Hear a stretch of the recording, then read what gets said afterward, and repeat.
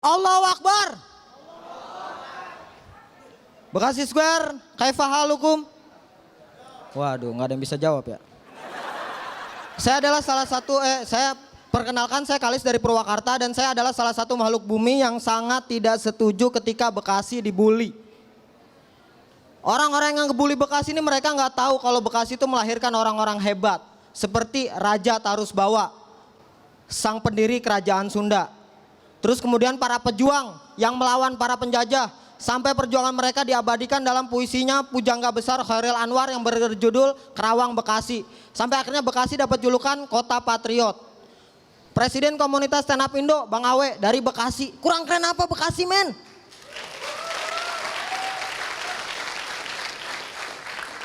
Makanya nanti kalau ada sampai yang ngebully Bekasi lagi, entah itu di sosmed atau dimanapun, katakan kepada mereka dengan lantang, apa yang akan terjadi pada Indonesia jika tak ada Kota Patriot? Pasti lebih baik sih. Ya Bekasi juga kota dangdut ya. Karena ada beberapa penyanyi dangdut fenomenal yang lahir di Bekasi. Kayak Siti Badriah, Zaskia Gotik. Bentar lagi ada nih saingannya Zaskia Gojek. Ya karena emang penyanyi zaman sekarang tuh entah kenapa namanya tuh aneh-aneh gitu ya. Beda sama penyanyi zaman dulu. Kalau penyanyi zaman dulu kan simpel, namanya sesuai dengan nama aslinya. Iis Dahlia, Evi Tamala, Elvi Sukaisi, simpel. Penyanyi zaman sekarang, Zaskia Gotik, Rita Ratu Tawon. Search di YouTube ada coy. Mela Barbie. Terus saya baru dengernya ada Lia Cappuccino. Saya pengen banget gitu datengin konsernya nih si Lia Cappuccino. Karena saya yakin gitu, seorang Lia Cappuccino gak mau disawer pakai duit, maunya dipuji. Lia Cappuccino, goyanganmu numero uno.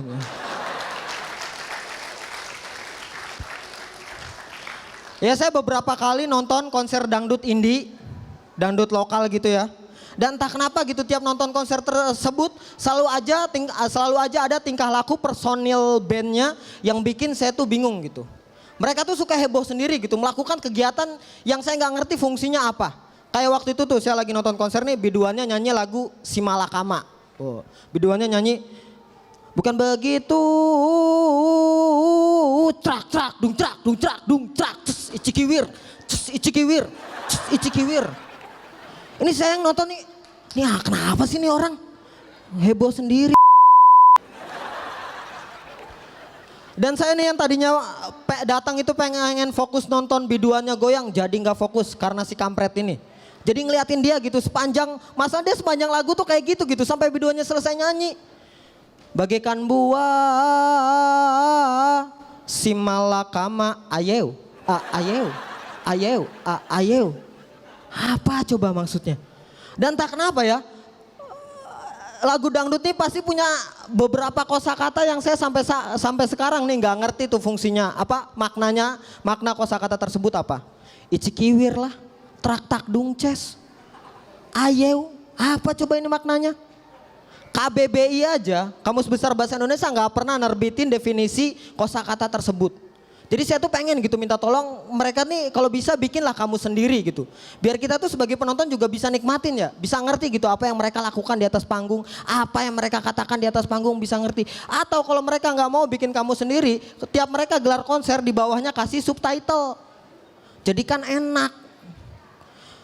Terus memang ya di dalam lagu dangdut nih beberapa liriknya juga memang mengandung kata-kata yang aneh. Contoh nih, lagu yang lagi ngehit sekarang, lagu Sambalado. Liriknya ya, sambala sambala sambalado, terasa pedas, terasa panas, cintamu seperti sambalado. Rasanya cuma di mulut saja. Ini apa gitu? Apakah untuk menunjukkan bahwa sambalado itu pedas banget gitu? Cintamu seperti sambalado,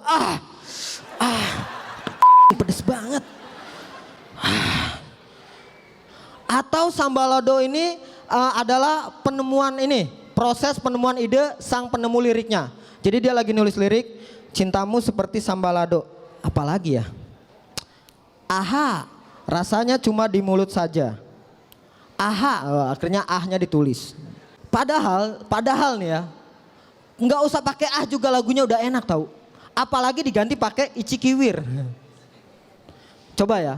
Cintamu seperti sambalado Ichikiwir. Rasanya cuma di mulut saja Ichikiwir. Ternyata enakan pakai ah. Benar berarti ini penyanyinya. Ya saya dari Purwakarta ya Jawa Barat. Saya sering bolak-balik gitu ke Purwakarta, Jakarta. Dan yang paling saya takutin nih kalau ke Jakarta adalah nyasar. Berbeda dengan orang Jakarta nih ke Purwakarta, hal yang paling mereka susah lakukan adalah nyasar. Kebalikan. Saya pernah nyari alamat gitu di Jakarta, bolak-balik nanya orang nggak ketemu-ketemu. Nanya orang, Pak tahu alamat ini nggak? Oh itu masnya lurus, belok, belok, belok, belok. Nah saya udah ngikutin petunjuknya, set, set, set, set. Bingung, nanya orang lagi, Pak tahu alamat ini nggak? Oh mas, saya udah ngikutin petunjuknya, bingung, nggak ketemu-ketemu. Akhirnya saya ingat, wah iya di HP saya kan ada GPS, saya ngecek GPS. Nulis alamatnya. Di GPS-nya keluar tulisan, tanya orang aja mas. Lah GPS aja nyerah anjir di Jakarta. Kalau Purwakarta nggak bakalan kejadian kayak gitu. Kalau teman-teman nih, teman-teman ke Purwakarta, kan biasanya lewat tol Cikampek misalkan, lewat tol Cikampek.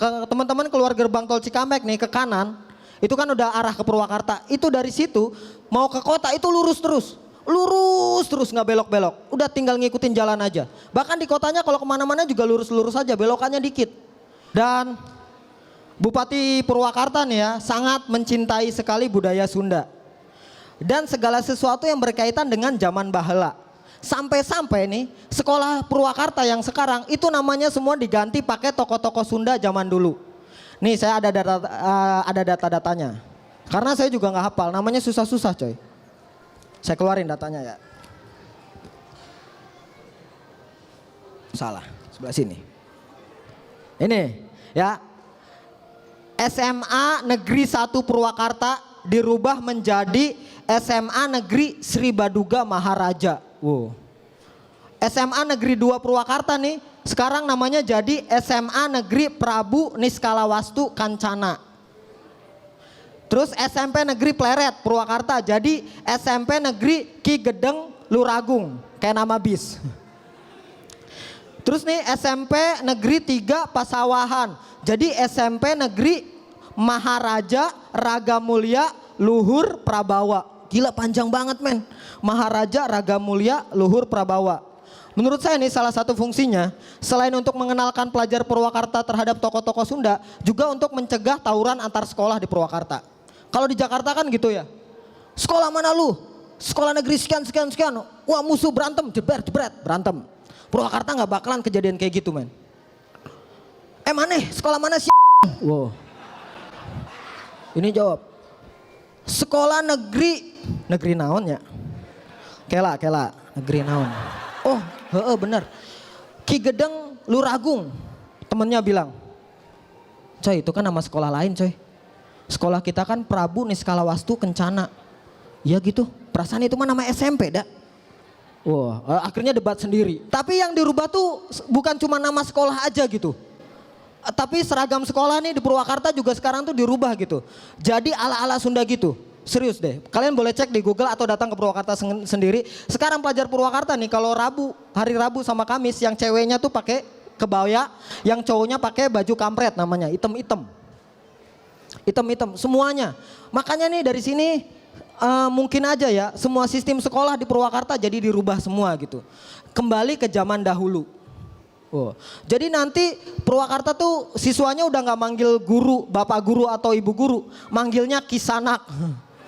Kisanak, punten, abdi badi ke toilet. Wah ini ada subtitlenya ya, saya mau ke toilet gitu. Oh Ujang silakan, hati-hati, jalan menuju ke toilet suka banyak gerandong. Oh. Terus dan sekarang tuh Purwakarta juga sekolahnya tuh dilarang bawa motor sama mobil.